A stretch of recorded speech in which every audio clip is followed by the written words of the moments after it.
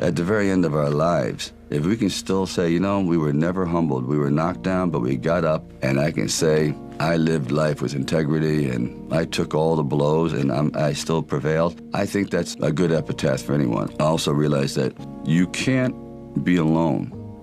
To really succeed, no man really is an island. And I think, personally speaking, that's happened to me too. When you find the right components in your life, the right people that gel with you, then you feel as though you're invincible. It may be a fallacy, but you at least feel as though you can take all that life has to dish out. I had like $106 in the bank, and like I said, I had to sell my dog, and things were not looking very, very good. My $40 car had just blown up, so I was taking a bus to work. But still, it didn't matter. I wanted to stick with it. This guy, as a young man, had a dream to become a big movie star, to come to Hollywood, and to become a great director and producer and a writer, and all those kind of dreams he had. Of course, everyone told him it can't be done. But, you know, he wouldn't take no for an answer, and he moved across from New York to Los Angeles to Hollywood. And of course, one day, after struggling, like we all do in the beginning, to get into TV and into movies, he had this idea of writing a script. And in longhand, he wrote this script, which was Rocky. The rest is history. I truly believe, and people throw the word around dreams, it's all about dreams, you know, and by the way, dreams cost nothing, they're free.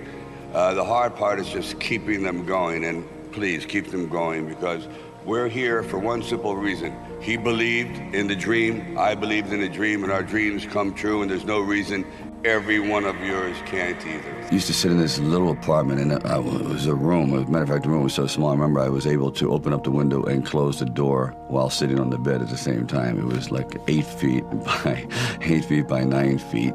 But the one thing about that room, there was really very little distraction. So I would sit there propped up in bed, and I'd go out with my big pen and legal pad and just start writing these stories. And most of them were very, very trivial. There was something about the process of unrealized dreams. I was always brought back to this subject because I think it's one of the most enduring subjects and one of the most difficult passages for people to accept, that they never were realized in their own lifetime, that they just didn't get that shot. I decided it was a time to come to California. So I went to California, and I moved in the Valley, and things weren't going very, very well there. As a matter of fact, I had to try to sell my dog because it was either do that or he just was not going to be very well fed around the house.